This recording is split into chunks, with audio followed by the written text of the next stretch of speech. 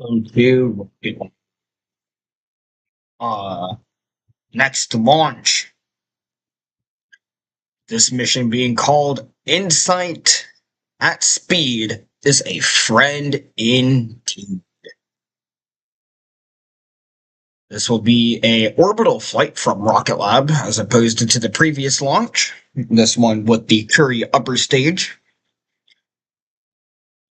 And will be the first orbital launch that I will stream for the week.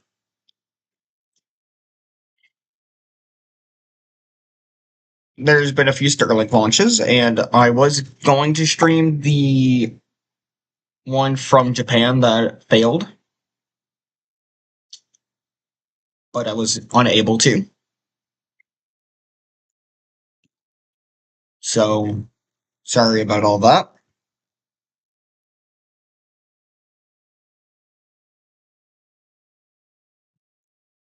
As one can see, here we are now, getting ready to watch Rocket Lab fly.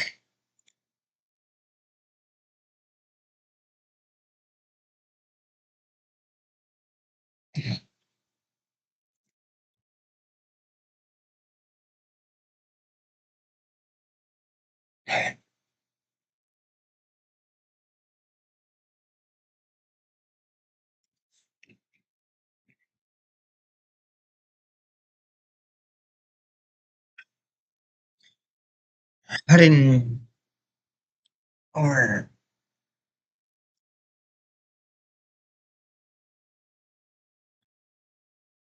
well, 1 second, boys.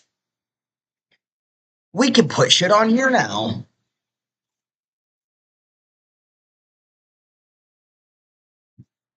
Yeah, so allow me to introduce the greatest thing so far. If I can turn that on. Give me a second.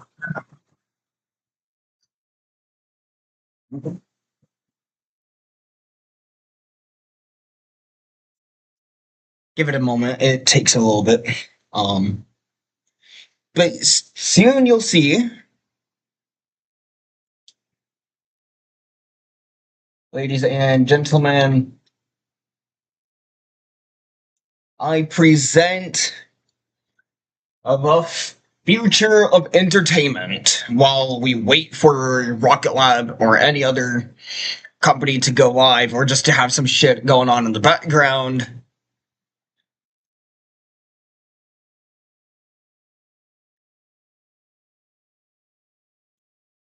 Yeah. Um, Gray screen. There we go.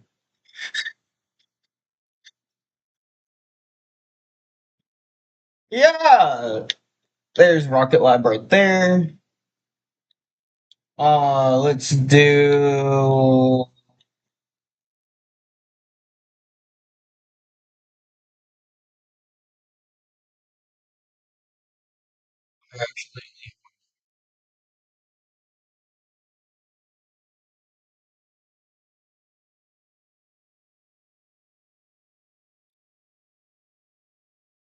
There we go.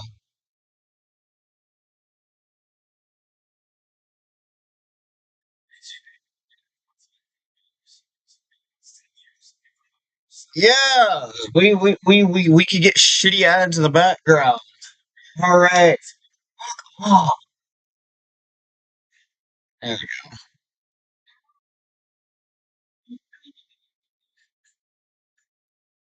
You've never been able to report.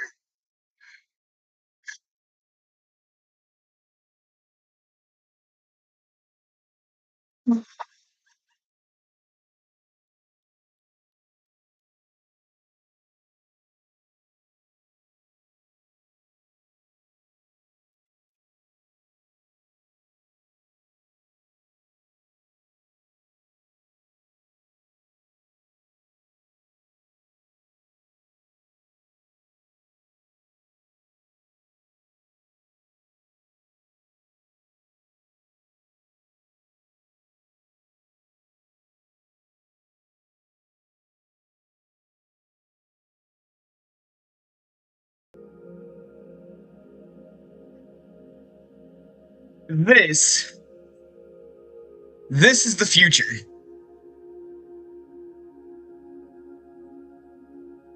Uh, yeah,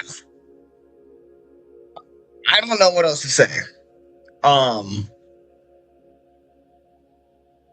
this is what we needed. Um, so I'm happy to announce that yes, the TV can now finally actually display stuff. So now it's not a boring blank screen that exists here. I can actually go ahead and get some amazing stuff. So, obviously enough, there's another screen showing the Rocket Lab launch. We have a lot of things that we could put on here now, such as... Why did it do that? Come on. Why does it keep putting it?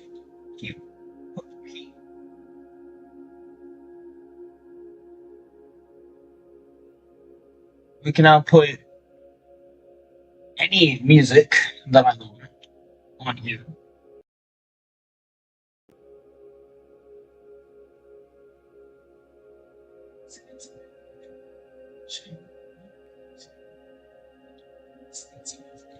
And it's quiet enough to where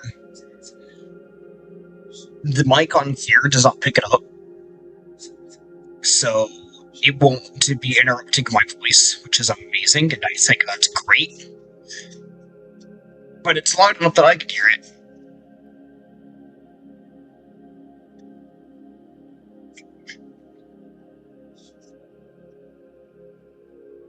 Satanic ratio.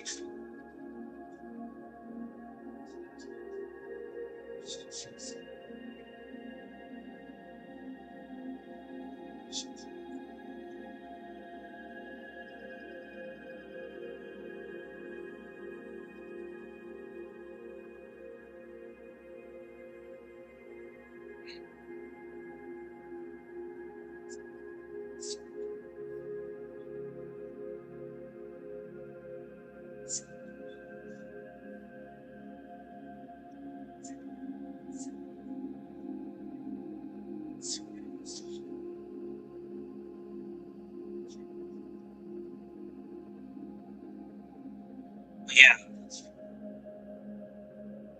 Alright, back to the black screen of before, because I just wanted to show you guys that, yeah, the TV now works. So I can stream games and stuff using this shit camera, pointing it at the screen like this, so, yeah. And it's not going to be the best, highest quality, but that's how it's going to be because I don't have a capture card or anything of the sort to stream games on the TV with, unfortunately.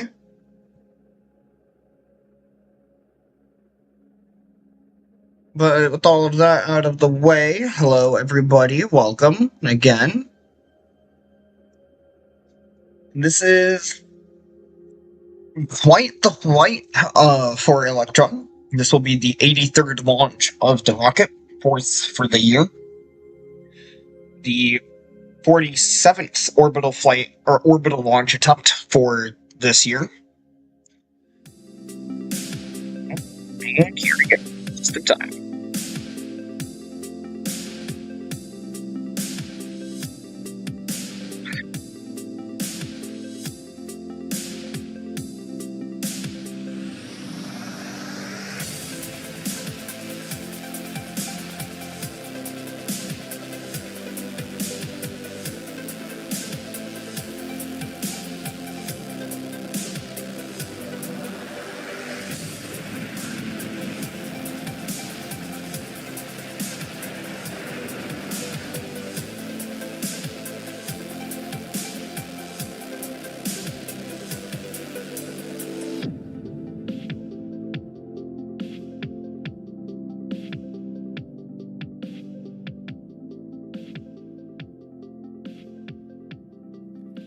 and welcome to Rocket Lab's live broadcast as we count down to Electron's latest mission from Launch Complex 1 here in New Zealand. The weather is perfect for a midday launch today as we make our way through the final pad operations and readiness checks with just T-minus 13 minutes left in the countdown to liftoff. It's great to have you with us again. My name is Sam, and I'm here at Rocket Lab Mission Control with Julian Spice for this launch. A mission we've called Insight at Speed is a friend indeed for the confidential commercial customer we have on board. Thanks so much, Sam. That's right. Today's mission will place a single satellite into low Earth orbit. But at the request of the customer, we'll be ending today's broadcast shortly after kickstage separation, just over 9 minutes of flight time. In just a few moments, our launch team will work through the final go, no-go poll for today's launch from both Mission Control here in Auckland and Range Control at our launch site in beautiful Māhia. This poll is our real-time status check at T-minus 12 minutes. Our launch directors ask each of our operators for confirmation they are ready to proceed into automated launch procedures at the end of the count. From range safety, ground systems, and weather to our operators monitoring propulsion, avionics, guidance, navigation, and control, all stations are pulled for their status. That's right. We're looking for goes across the board. So let's hand it over to our launch director, Taylor Moore.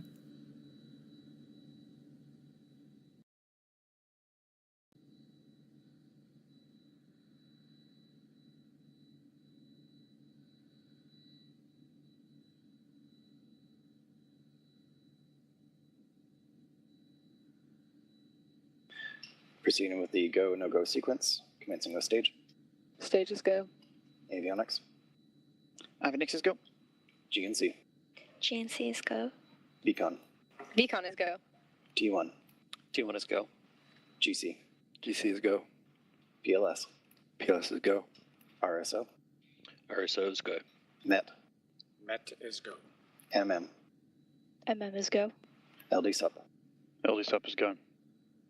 The go, no-go sequence is complete. We are T-minus 11 minutes, 21 seconds, and counting. We are go for terminal count at T-minus 10 minutes. At this time, the 3-word procedure is in effect. There we go, greens across the board, and we're moving ahead with our scheduled liftoff time at 12:53 p.m. local or 23:53 UTC. Now, for our viewers across the states, that is 3:53 p.m. Pacific time and 6:53 p.m. Eastern time. Now, our target T0 is right at the top of today's launch window, and so if we do need to push back for any reason, we have a 2-hour window ahead of us to reset the clock and try again. Today's launch will be our 72nd mission from Launch Complex 1, our 4th launch overall this year, and 83rd launch in total for our Electron rocket. That's across both our orbital missions like the one today and our suborbital launches to run hypersonic flight tests on our Electron variant called HASTE. In fact, just last week from our second launch site in Virginia, we sent a mission on a suborbital trajectory that tested a scramjet hypersonic aircraft over the Atlantic. That launch took place just before the weekend and was our 7th hypersonic flight overall with HASTE.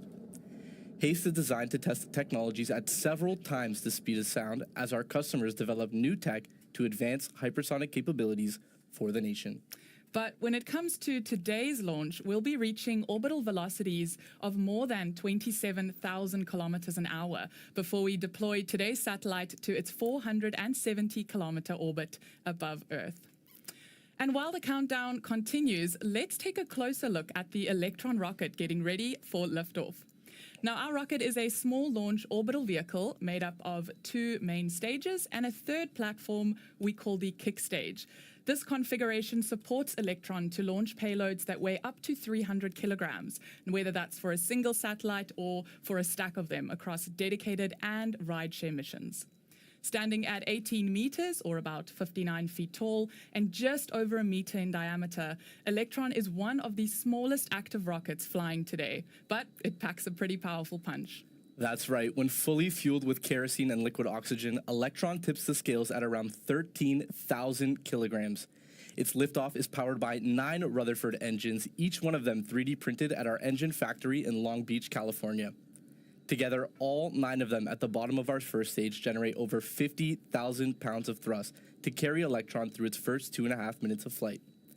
At that point, the rocket's first and second stages separate, and the vacuum variant Rutherford engine on that second stage ignites to continue powering the vehicle. It's practically identical to the first stage version, except for a key difference with its much larger nozzle, better suited to the vacuum conditions of space. It also runs the same battery-powered propulsion system as the sea level version, using high-voltage batteries as an energy source for the electric propellant pumps. You can see those batteries during the second stage burn. They look like a large silver rectangle on your screen before they're jettisoned during a swap-out maneuver performed during flight. That's right, and at the top of the rocket, of course, is its nose cone, the payload fairing. Now, like the rest of the rocket, this section is made from carbon composite material to make the structure super lightweight yet perfectly durable under those acceleration conditions. That fairing splits open shortly after the first stage is separated, which is when the payload is exposed to space for the very first time after liftoff. Now, we won't have a camera view of that jettison moment, but you will most likely be able to see those two fairing halves fall away on live camera. And then to round things out with Electron, transporting the satellite to space today is our platform within that fairing called the kick stage. It runs its own 3D printed engine called Curie and can be maneuvered and reoriented using cold gas reaction control thrusters.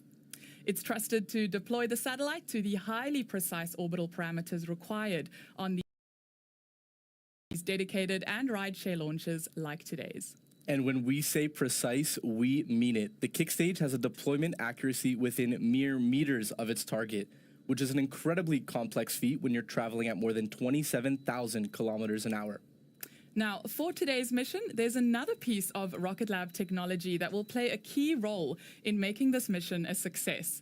The satellite onboard Electron will be deployed using a separation system that's called the Advanced Light Band, or ALB, made by our team in Silver Spring, Maryland. We've actually got one here to show you. This is the mechanism that separates the spacecraft from the launch vehicle once we reach orbit. This one's a bit smaller than the one on today's mission, but the principle is the same. It's non-pyrotechnic, which means it doesn't use explosives for separation. Instead, using a motorized release system to disengage its clamp-like band and send the satellite on its way. All in all, from liftoff to final stage separation, it's just under 10 minutes of flight time for Electron. But it takes about an hour before the satellite is fully deployed due to the circumnavigation and course correction moves required to accurately position the kick stage and its satellite above Earth. A reminder again that we will be ending the broadcast today after that final staging event, but we will be sure to share an update on payload deployment across our website and social channels when it happens to confirm mission success for Electron's 83rd launch today.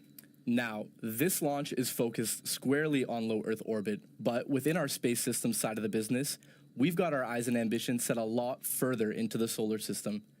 We have a mission to Mars currently underway for NASA called Escapade. That includes 2 of our spacecraft operating right now in deep space, getting ready to be slingshot to Mars later this year to conduct a scientific study of the planet's toxic atmosphere. And while that mission continues, we're not ready to be done with Mars just yet. We've got a plan for how to deliver a Mars telecommunications orbiter for NASA designed to support everything that the agency wants to accomplish at the Red Planet, from further science and exploration to eventually human travel to Mars. Here's what it looks like.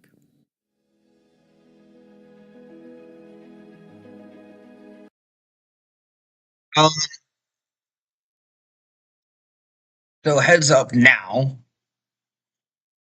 Everything is go. They are counting down as one can tell. So we're just waiting for the stream itself to start, or for the launch itself to start, and then of course after all of that is done, we can get things going.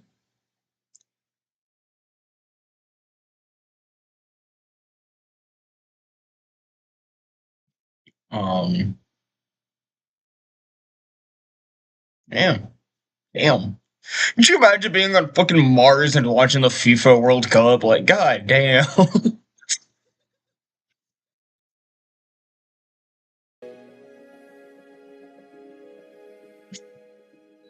Now, those scenarios might seem science fiction, but we're ready to make them a reality across our spacecraft, rockets, and deep space mission experience. Yup, in fact, our technology has enabled some of the most ambitious and successful Mars missions in history, including the Mars InSight lander, Percy the Perseverance rover, and Ingenuity helicopter. We've got more hardware on and orbiting Mars than just about any other company, and we're ready to add more with both Escapade and MTO for NASA. All right, back down to Earth now, quite literally, and we have just 3 minutes left on the clock in the countdown to liftoff for this mission. Now, here's what you can expect once the launch operations team lock Electron down into its countdown auto sequence. At T-minus 2 minutes, Electron will be fully loaded with propellant and will be manually switched to its internal power system, with the flight computer taking over operations. Within a minute of launch, we can expect a call out that Electron's first and second stages are fully pressurized. Electron's Rutherford engines will ignite, and then when they're at full power, the pad's hold-down mechanisms will release the rocket for liftoff right on T0. We're continuing to track no issues with the weather, the range, the satellite, or the rocket as we get closer to that auto sequence handover. All systems are currently go for an on-time liftoff at 12:53 p.m. local time. So let's switch over the audio now to mission control and listen in to those final moments before launch. Go Electron.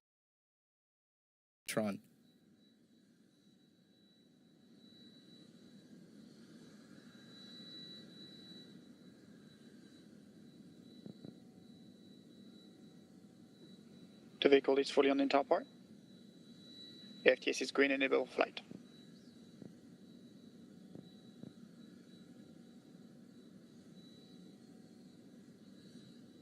Final moments before the flight. Auto sequence. So at this point, the flight computers are in control of the rocket. Lox load is complete. System is in recirculation. That's also a good call out there. Lox load is complete. The rocket is now fully fueled and ready for launch. Just about to approach T-minus 60 seconds.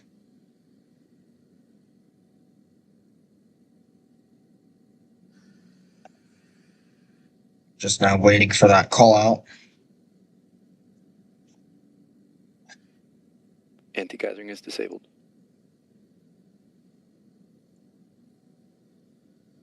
Now less than 50. Now at Stage T-minus 22 50. are pressed for flight. Just under 50 seconds now. High flow engine purge enabled. Good call outs coming. 40 seconds.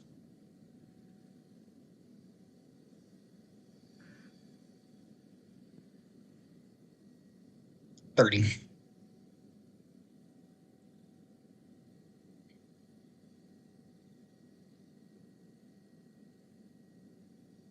T-minus 20 seconds and counting. 15 seconds. 12, 11, 10. 10, 9, 8, 7, 6, 5, 4, 3, 2, 1. Ignition. And liftoff.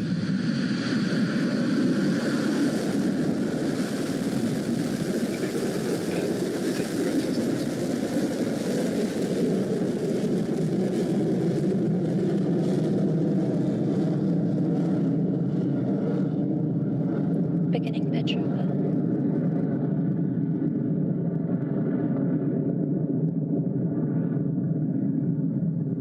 Electron has taken Stage flight. propulsion is nominal.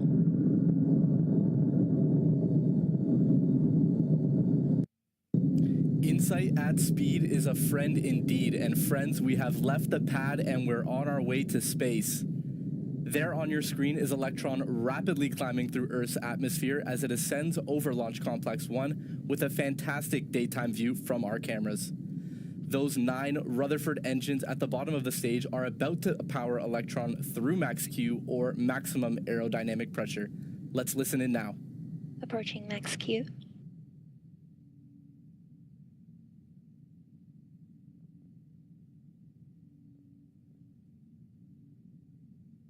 Cleared max Q.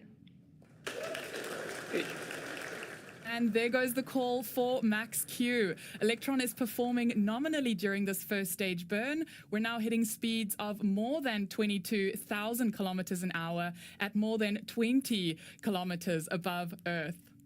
Now, our next milestone coming up will be those staging events we talked about earlier. The first one is called MECO, or Main Engine Cutoff, when those Rutherford engines at the bottom of the rocket power down completely. Once that happens, the first and the second stages separate within a few seconds of MECO. Then, after that separation, the Rutherford engine on the second stage will ignite. So that's MECO, stage separation, and then second stage engine startup coming up very shortly at around T plus 2 minutes 40 seconds.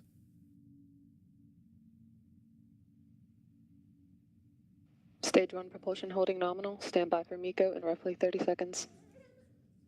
Here, if we actually get the sounds of stage separation again, because that was always one of my favorite things ever.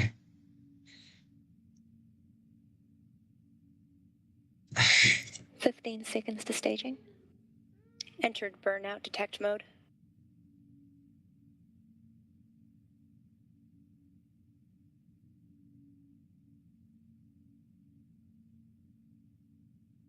MECO confirmed. There's MECO.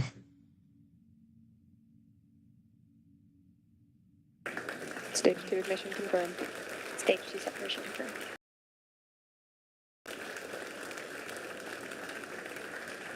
So none of the sounds. Beautiful work by Electron there. We are clear through MECO and stage separation. And there on your screen is the glow of the second stage Rutherford engine as it continues the mission on to its 470-kilometer orbital target. We're now at T plus 3 minutes into flight, traveling at speeds of more than 80,000 kilometers an hour. Up next is fairing jettison. That's when Electron's nose cone separates and falls away. Keep an eye on the screen. We should hopefully see those two fairing halves fall past our engine camera.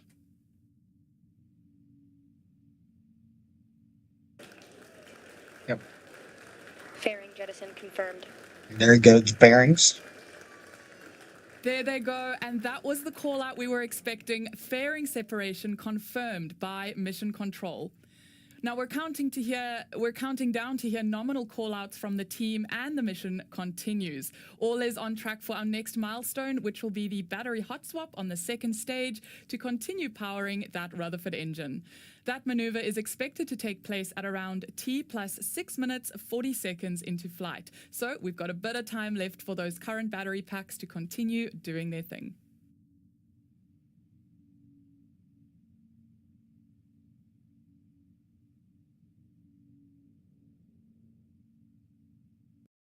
So one of the many things that makes Rocket Lab's Electron different from most rockets is the fact that the turbopumps on board are powered by electricity, which means, of course, like with a lot of things that use batteries, well, the batteries will have to be swapped.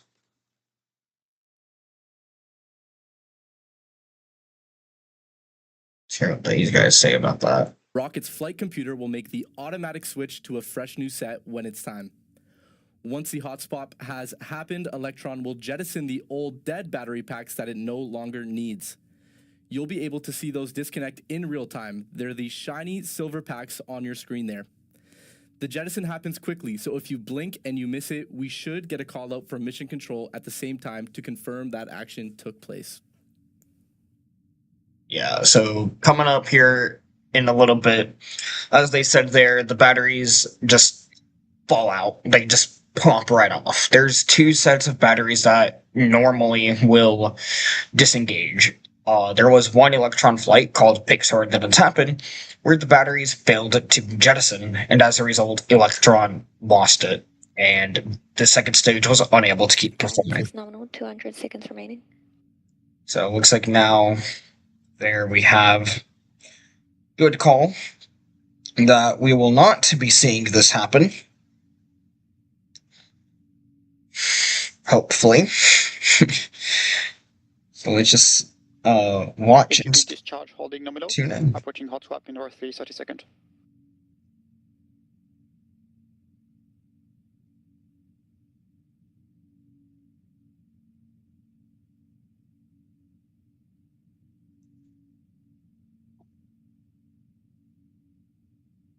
Throttling down.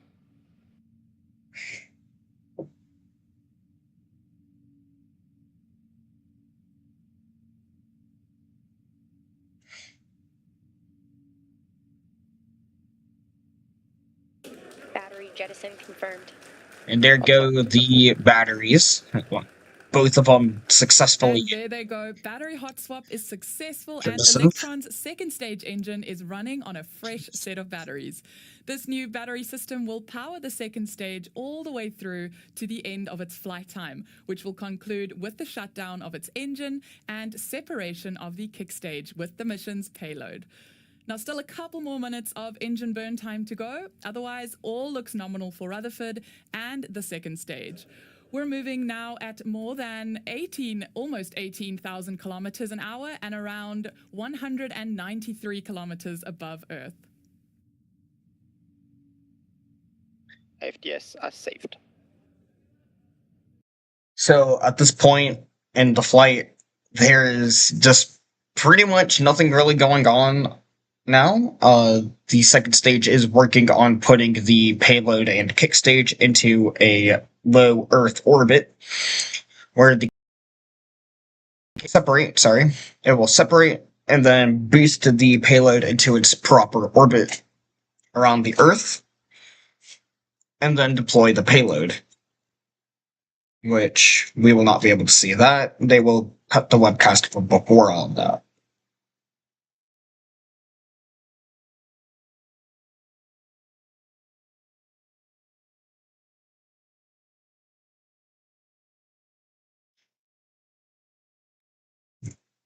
Actions for Electron's second stage now, with SECO just a few seconds away before we separate the kick stage with this mission satellite.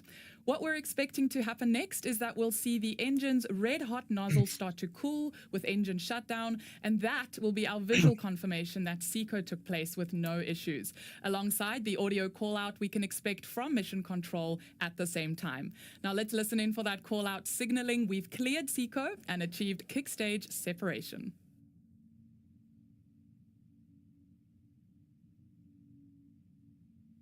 So here we go, coming up now.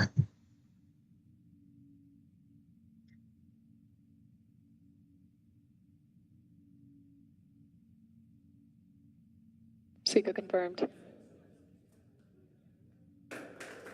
Nominal transfer orbit achieved. Stage separation confirmed. Nice. That was a perfect nominal SECO and kick stage separation for this mission, confirmed across the nets and from what you just saw on the screen moments ago, with Rutherford's engine nozzle cooling down quickly. The kick stage has taken over the rest of the mission now to deliver its satellite to its 470-kilometer target orbit. It first has to complete its journey around the other side of the Earth before the kick stage's engine lights up to circularize its trajectory and deploy the payload to its new home in Leo. Congratulations to our launch team and customer on the journey so far. As we said before, we'll be ending the broadcast here while the kick stage continues the mission. But we'll share an update to confirm mission success once the satellite has been deployed within the hour. That's right. Look out for that update across our social media channels and our website at rocketlabcorp.com. Otherwise, thank you very much for joining us for our 83rd launch. We'll be back with you again soon for our next launch from Launch Complex 1. But until next time, this is Rocket Lab Mission Control signing off.